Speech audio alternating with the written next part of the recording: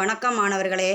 நாம் இன்றைக்கு இந்த காணொளியில் என்ன பார்க்க போகிறோம் அப்படின்னா 12ஆம் வகுப்பு பொதுத்தேர்வு மார்ச் 2024 இது கவர்மெண்ட் அஃபிஷியலாக வெளியிட்ட ஆன்சர் கீ தான் நாம் இதில் பார்க்க போகிறோம்.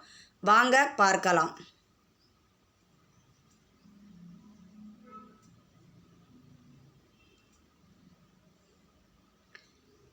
முதல்ல நாம் 1 மார்க்குள்ள ஆன்சரை பார்க்கலாம்.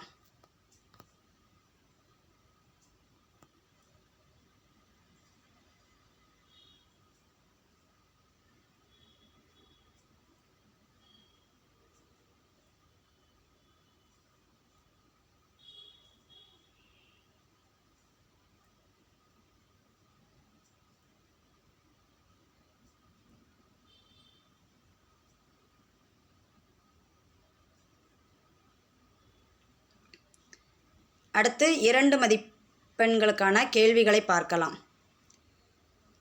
ஞாலத்தின் பெரியது, அதாவது உரிய காலத்தில் ஒருத்தங்க செய்த உதவி அது சிறிதாக இருந்தாலும் இந்த உலகத்தை விட மிக பெரியது.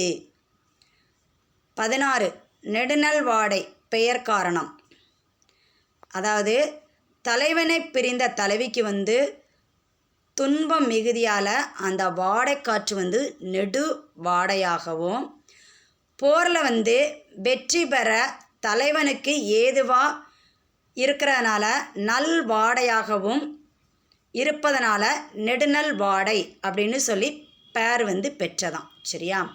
அடுத்து 17 வசனம் கவிதை. சரி, ஃபஸ்ட்டு வசனம் அதுக்கு 1 மதிப்பெண், கவிதை அதுக்கு 1 மதிப்பெண்கள் கொடுத்துருக்காங்க.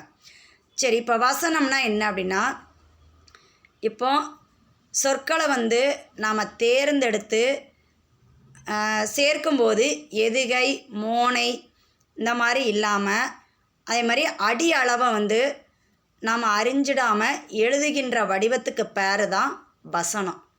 கவிதை அப்படின்னா அதில் எதுகை மோனை இருக்கணும். யாப்பிலக்கணத்தில் உள்ள வார்த்தைக்கு அடங்கி அமைவது தான் என்னதுன்னா கவிதை. சரியா? புரிஞ்சிருச்சா? அடுத்து போகலாமா? 18 முகவரியற்று போனதற்கு சுகந்தி சுப்பிரமணியன் கூறும் காரணம், அதாவது தனக்குள்ளே தன்னுடைய தொலைந்து போன காரணத்தால் முகம் முகவரியற்று போனது அப்படின்னு யார் சொல்கிறா அப்படின்னா சுகந்தி சுப்பிரமணியன் அவங்க சொல்கிறாங்க. சரியா? அடுத்து 19 புக்கில் தன்மனை.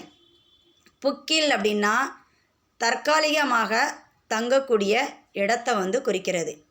தன்மனை அப்படின்னா திருமணத்திற்கு பிறகு கணவனும் மனைவியும் தனித்து வாழக்கூடிய இடத்தை குறிப்பது தான் தன்மனை. சரியா? அப்போது புக்கில் அது எழுதினீங்கன்னா 1 மதிப்பெண், தன்மனை அதை எழுதினீங்கன்னா 1 மதிப்பெண். சரியா? அடுத்து 20 முறை வைப்பு, அதாவது ஆசிரியர் சொல்ல மாணவர்கள் பலரும் சேர்ந்து அதை பின்பற்றி சொல்வது தான் என்னன்னா முறை வைப்பான். சரி, அடுத்து 21 கீழ்த்திசை சுவடி நூலகம் அப்படின்னா காலின் மெக்கன்சிங் அவங்களுடைய தொகுப்புகளை அடிப்படையாக கொண்டு 1869 உருவாக்கப்பட்டது. இதில் என்னெல்லாம் இருக்குது அப்படின்னா அரிய ஓலைச்சுவடி, தாள் சுவடி, புத்தகம் இந்த மாதிரி பெரும் தொகுப்புகளை கொண்டுள்ளது தான் இந்த கீழ்த்திசை சுவடிகள் நூலகம். சரி, மீண்டும் அடுத்த காணொளியில் சந்திப்போம்.